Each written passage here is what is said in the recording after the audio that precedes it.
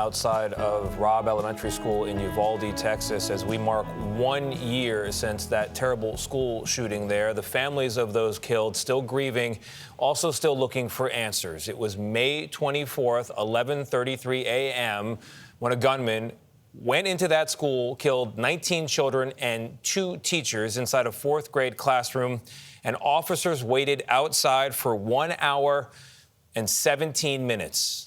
Through their continued grief, the families have found strength in calling for changes in gun laws, demanding more school safety and greater accountability. Lilia Luciano has been covering this tragedy for the past year, and she joins us once again from Uvalde, a place she now knows quite well. Lilia, good morning. That's right. A tough morning here, Tony. Look, it took weeks, months for the school police chief to be fired, months of protests, of leaks, then more time for the school superintendent to finally step down here in Uvalde. That time continued going on, and families kept asking for more accountability. Now there's a new superintendent who tells us that the school district has poured millions of dollars into security. That includes about 600 cameras across campus. That includes building fences. But for the families that we continue to hear from the families who lost their children, they say the needle hasn't moved nearly enough. And for them, life is still stuck on May 24th of last year. Because I was just too scared to think about anything. For Andrea Herrera, surviving the mass shooting in Uvalde is still a daily recurrence. It just goes in my mind, just in loops, the same clip over and over again. She was not only at Robb Elementary that day, but her stepbrother, 10-year-old Jose Flores, was killed in the classroom next door.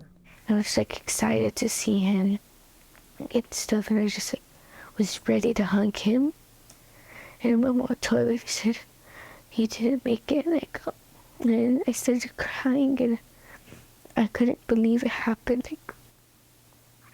Andrea, He loves everything. who we first met with her other brother, Jaden, just 2 days after the shooting, is still haunted by the thought of Jose's whereabouts during the shooting. I was the middle child, but I was more braver than him. So you're worried about how scared he was that day? Yeah.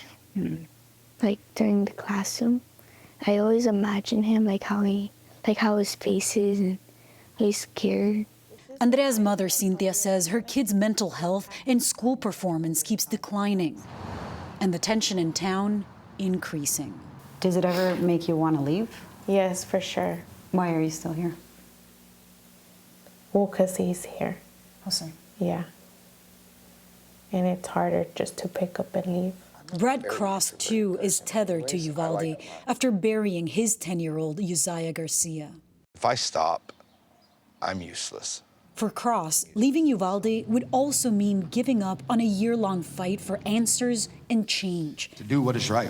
One he has led at the local, state, and federal level. Uvalde don't want to be known as Uvalde anymore. They don't want it to be, oh, we're known for Robb Elementary. But the fact is that you are. Because our school failed, because our cops failed, because our government failed. And you want me to stop? I've lost a kid. I ain't got anything else to lose. Perhaps the most pressing failure, 376 law enforcement officers from more than 20 agencies waiting for 77 minutes before breaching through a classroom door. How do you describe to people who are not living here day to day what the relationship is like with police?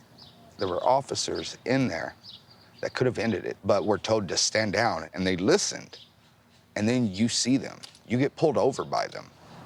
That's happened to you? Yeah, it's infuriating, because now I'm looking into the eyes of somebody that heard our children screaming, that heard the gunman reload and didn't rush in there. To mend the broken trust, the mayor of Uvalde, Don McLaughlin, recently hired an assistant police chief from outside the town.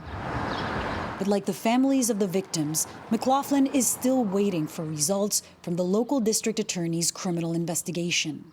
Of the 25 officers that were, according to the legislative investigation at the school that day, how many are still protecting this town? 5 have resigned, 20 are still on the force.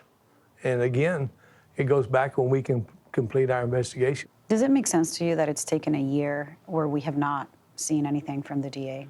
as mayor, and I think I can speak for the county judge too, I'm not going to just throw everything at the DA, but in 1 year's time, I've had not one briefing, not one. We asked the district attorney about that criminal investigation. She told us that it's still in the hands of the Texas Rangers from the DPS. She says once that's completed and it gets to her office will review it and present any potential charges to a Uvalde grand jury. But until she receives it from DPS, from the Texas Rangers, she doesn't even know whether any charges will be presented. Tony. Oh, boy, Lilia, you know, I mentioned at the top that you've been there a lot over the past year. It's a place you know quite well. Because of that, I want to ask you, what have you noticed about that community this year has gone by? What has struck you most about where they are in their process of recovery?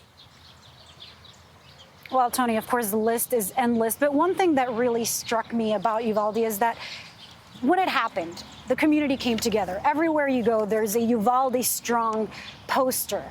But among those families, the families who lost their kids, what they tell me is that there's a deep division, whether it's because of politics, whether it's because of their protest demanding accountability. It seems that people within their community, not everyone, some, but also across the country, expect them to move on.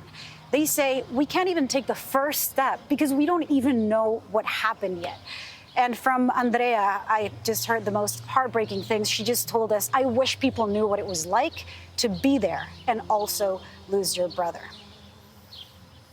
Oh, boy. Lilia, continuing tremendous reporting there from Uvalde, Texas, in front of that memorial now 1 year later. Lilia, thank you very much.